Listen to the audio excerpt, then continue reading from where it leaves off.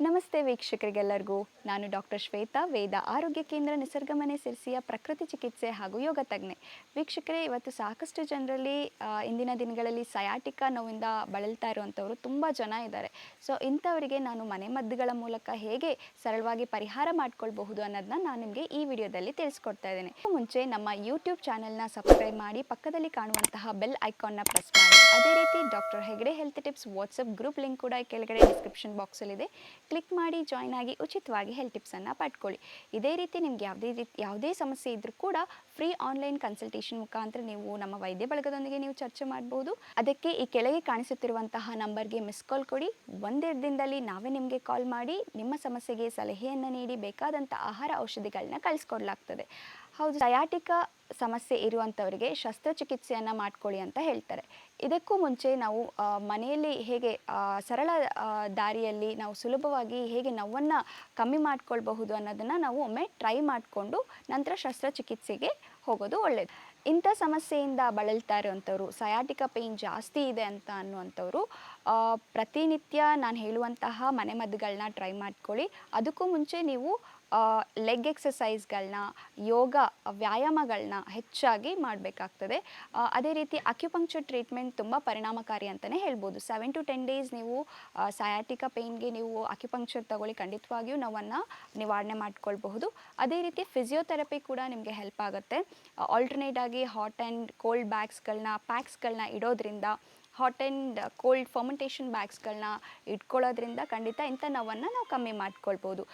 ಇದರಲ್ಲಿ ಮುಖ್ಯವಾಗಿ IFT therapy ಆಗಿರ್ಬೋದು, ಅದೇ ರೀತಿ ಅಲ್ಟ್ರಾಸೌಂಡ್ ಥೆರಪಿ, ಹಾಗೆ ಮಾಯ್ಸ್ಟ್ ಹೀಟ್ ಟ್ರ್ಯಾಕ್ಷನ್, ಈ ಥರ ಸಾಕಷ್ಟು ಚಿಕಿತ್ಸೆಗಳನ್ನ ಕೊಡಲಾಗ್ತದೆ. ಖಂಡಿತ ಇಂತಹ ಸಮಸ್ಯೆ ಇರುವಂಥವರು ಫಿಸಿಯೋಥೆರಪಿ, ಅಕ್ಯುಪಂಕ್ಚರ್, ಅದೇ ರೀತಿ ಯೋಗಗಳನ್ನ ಮಾಡ್ಕೊಳ್ಳೋದು ತುಂಬ ಮುಖ್ಯ. ಇದಕ್ಕೆ ಮನೆಮದ್ದುಗಳಂತ ಹೇಳೋದಾದರೆ ಪಾರಿಜಾತ ಎಲೆಗಳು ಅಂತ ಸಿಗುತ್ತೆ.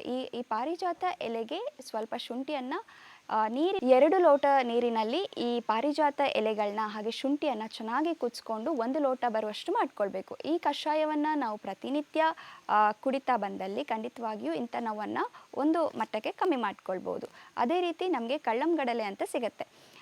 ಈ ಕಳ್ಳಂಗಡಲೆಯನ್ನು ನಾವು 2 ಲೋಟದಷ್ಟು ನೀರಿಗೆ ಮತ್ತು 1 ಲೋಟ ಹಾಲಿನೊಂದಿಗೆ ಮಿಶ್ರಣ ಮಾಡಿಕೊಂಡು ಇದನ್ನು ಚೆನ್ನಾಗಿ ಕುದಿಸಿ 1 ಲೋಟ ಬರುವಷ್ಟು ಮಾಡ್ಕೊಳ್ಬೇಕು.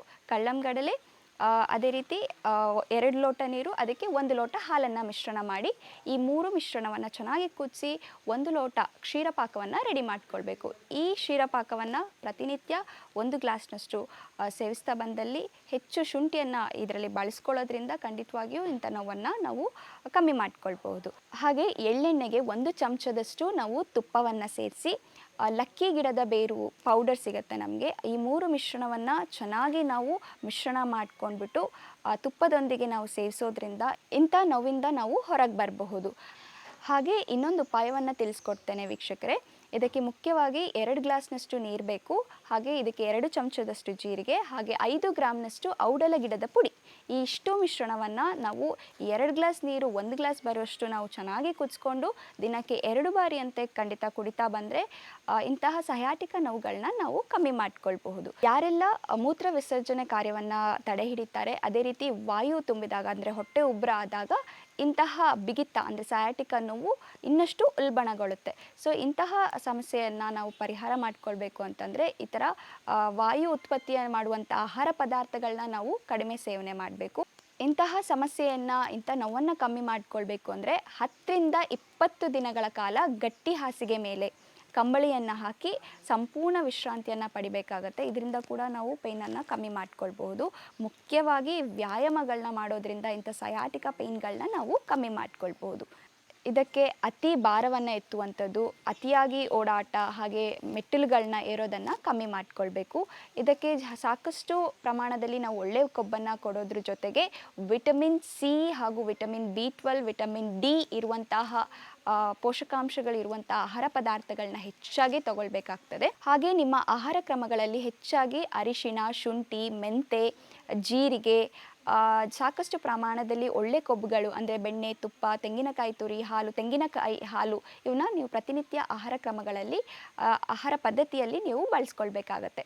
ವೀಕ್ಷಕರೇ, ಗೊತ್ತಾಯ್ತಲ್ಲ ಹೇಗೆ ನೋವನ್ನು ಕಮ್ಮಿ ಮಾಡ್ಕೊಳ್ಬಹುದು ಮನೆಯಲ್ಲೇ ಸುಲಭವಾಗಿ ಸಯಾಟಿಕಾ ಪೇಯ್ನ್ ನಿವಾರಣೆ ಹೇಗೆ ಮಾಡ್ಕೊಳ್ಳೋದು ಅನ್ನೋದನ್ನ ನಾನು ನಿಮಗೆ ಈ ವಿಡಿಯೋದಲ್ಲಿ ತಿಳಿಸ್ಕೊಟ್ಟಿದ್ದೀನಿ. ನಮ್ಮ ವಿಡಿಯೋನ ಲೈಕ್ ಮಾಡಿ, ಹಾಗೆ ನಿಮ್ಮ ಸ್ನೇಹಿತರೊಂದಿಗೂ ಕೂಡ ನಮ್ಮ ವಿಡಿಯೋನ ಶೇರ್ ಮಾಡ್ಕೊಳ್ಳಿ ಅಂತ ಕೇಳ್ಕೊತಾ ಧನ್ಯವಾದಗಳು.